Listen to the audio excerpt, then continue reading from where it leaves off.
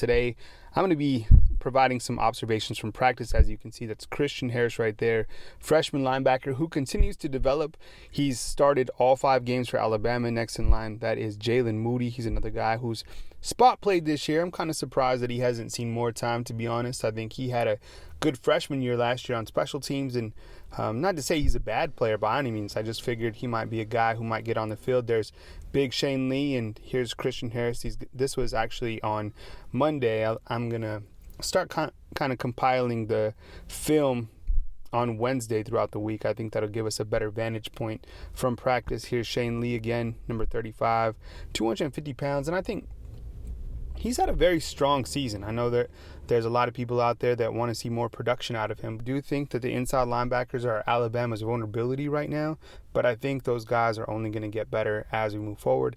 Here's Neal, another freshman for Alabama that's starting at the guard position. He's continued to impress as well and continue to improve.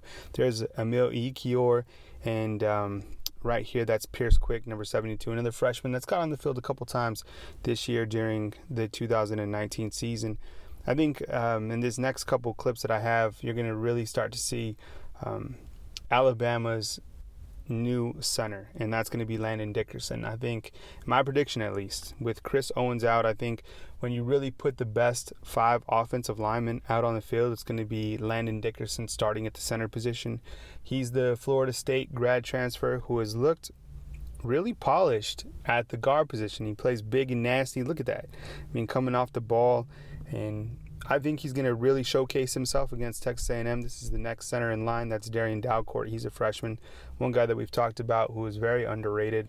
And then here's Emil Ekiyor repping as that third-team center. And then right behind him, believe this is going to be Pierce Quick again, who's another freshman. It looks like he's the 4th-team center right now. And this is with Chris Owens, who should be out. And here's another shot of Landon Dickerson right there, followed by, that is Darian Dalcourt again. So I think, overall it's going to be Alex Leatherwood, Neal, Landon Dickerson.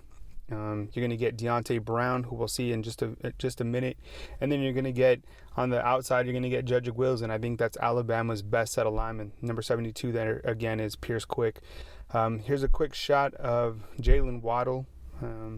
These are the receivers. As you know, Alabama's receiving core, the best in the country. Jalen Waddle, we're still waiting for his breakout game, but he is averaging 17 yards per punt return, which is tops in the SEC. We're still waiting for something from Terrell Shavers. I know it's hard to get on the field with so many mouths to feed, right?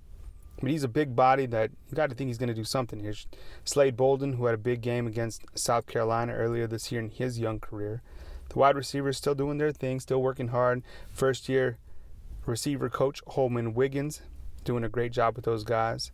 But those guys are pretty much on autopilot. I mean, there's a lot of NFL talent out there, a lot of cash out there, right?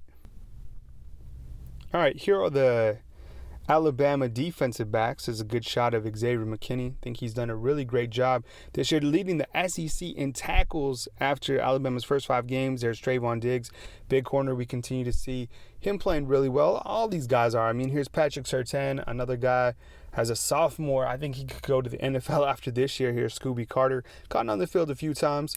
Not as much as, for example, a Jordan Battle. There's looks like Josh Jobe has a club on his left hand, but, he's still been doing his thing. This is on Tuesday. We got an opportunity to see Alabama's first-team defense. Now, check this out. Now, on your far right, that's Byron Young, who is actually repping at the defensive end position.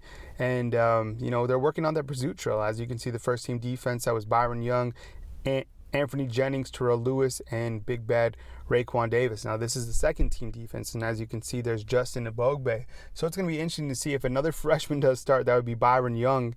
And there's Chris Allen on the outside. Actually looks good wrapping up the scout team quarterback, running back. That was for Darian Mathis on the tackle right there. But it's obvious that Alabama needs to work on containment going into this next game. Here's the first team defense again. As you can see, this Wildcat quarterback, so to speak, gets to the outside, beats Jennings and Raekwon Davis. That's concerning after John Plumlee ran all over Alabama for Ole Miss. So working on that pursuit drill. There's Kevin Harris getting to the outside. but we haven't seen too much of Kevin Harrison. Tony Sukalis can speak more to that, but that was Tuesday's practice. Hey, what's going on, everyone? It's Kyle Henderson, BamaInsider.com. You can hear the construction outside of the Mount Moore facility, so I apologize about that. But just walking back from practice and had an opportunity to watch the Alabama Crimson Tide defensive line on Wednesday and noticed the same thing that we saw on Tuesday. It's Raekwon Davis, DJ Dell, and then it was actually Byron Young who was working with the defensive ends. I think when you look at the defensive line overall, it's going to be interesting to see if that pans out for the Texas A&M game on Saturday. It looks like it will. It looks like DJ Dell is also wearing a very big brace on his elbow. Not sure what that is. Doesn't look too concerning.